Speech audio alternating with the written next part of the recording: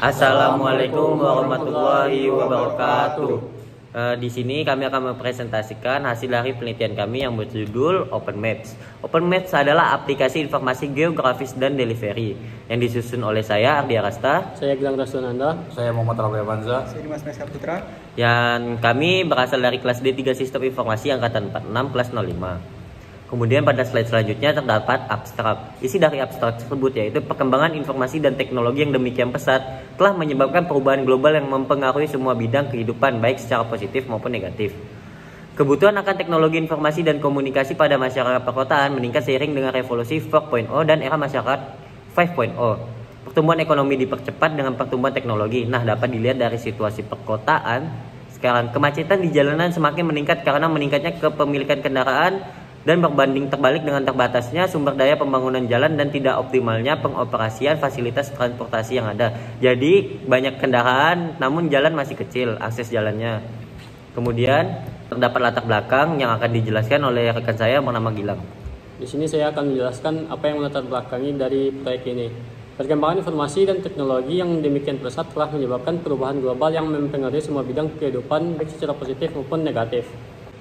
Dengan sistem informasi geografis didefinisikan sebagai alat atau sarana untuk memasukkan, menyimpan, mengambil, memanipulasi, menganalisis, dan menampilkan informasi. Fitur geografis yang berguna untuk mendukung proses pengambilan keputusan dalam perencanaan dan pengelolaan sumber daya alam, lingkungan, transportasi, kota, dan masalah manajemen. Di sini kami mendapatkan beberapa data, yaitu bisa dilihat pada gambar 1 merupakan hasil survei APJII. Yang mana ini merupakan jumlah pengguna internet di Indonesia yang berkembang dari tahun ke tahun. Gambar kedua yaitu grafik penduduk Indonesia, yang mana perkembangan penduduk Indonesia ini semakin meningkat dari tahun ke tahun. Selanjutnya yaitu tujuan dan hasil proyek ini yang akan dijelaskan oleh Rafli. Oke, untuk memberikan solusi atas permasalahan yang telah diuraikan berlatar belakang masalah, maka dapat dirumuskan bahwa tujuannya sebagai berikut ini. Yang pertama, menggunakan sistem pelacakan untuk mendeteksi dini terhadap setiap gangguan yang mungkin dapat terjadi dan disebabkan oleh orang asing dan berada. Yang kedua, memudahkan penggunaan dalam menggunakan aplikasi serta mengetahui lokasi dan informasi secara optimal dari titik awal sampai titik tujuan. Ketiga, mengembangkan sistem informasi geografis berbasis Android yang dapat membantu pengguna dalam menentukan rute perjalanan yang optimal di wilayah perkotaan maupun pedesaan. Yang keempat, meningkatkan efisiensi dalam pengelolaan informasi, terutama terkait dengan ketepatan waktu, keakuratan, dan ketepatan informasi. Hasil yang akan dicapai yaitu mengurangi permasalahan yang terjadi di masyarakat, memiliki media informasi dan sistem dalam bentuk digital yang baru, membuat user mendapatkan informasi yang diinginkan secara cepat dan tepat, membuka wawasan pengetahuan dan meningkatkan kesadaran user akan pentingnya pendekatan teknologi informasi. Observasi yang kami lakukan dilakukan secara tidak langsung. Penelitian ini mengamati dari beberapa aplikasi serupa dan jurnal yang berkaitan. Yaitu berikut adalah layanan sejenis yang telah kami observasi, yaitu seperti OpenMaps, Google Maps, Gojek, dan BMKG. Dan di sini sudah dijelaskan beberapa fitur yang ada dan tidak ada pada aplikasi tersebut.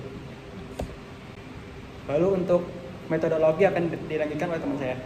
Baik, pada metodologi kami menggunakan metodologi user-centered design, yang mana metode ini adalah suatu perancangan desain yang berfokus pada kebutuhan user. Dalam kaitannya dengan sistem informasi, user-centered design merupakan bagian dari SDLC. Untuk menjalankan UCD dengan baik, dibutuhkan eksperimen, interaksi, dan pengalaman saat mengalami kegagalan. Berikut adalah gambar tahapan user-centered design. Nah, selanjutnya terdapat metode perancangan. Metode perancangan di sini kami terdapat 4, yaitu understand context of use, yaitu harus mengerti konteks kegunaan dari penggunaan sistem. Kemudian yang kedua, specify user requirement, yaitu setelah perancangan mengerti konteks penggunaan dari aplikasi.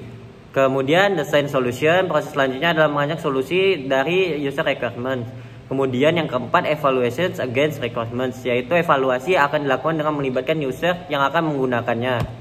Referensi yang telah kami ambil dari beberapa jurnal dan juga telah kita observasi bisa dilihat pada slide tersebut. Nah, sekian dari kami. Apabila ada kesalahan, mohon maafkan. Sekian dari kami. Wassalamualaikum warahmatullahi wabarakatuh.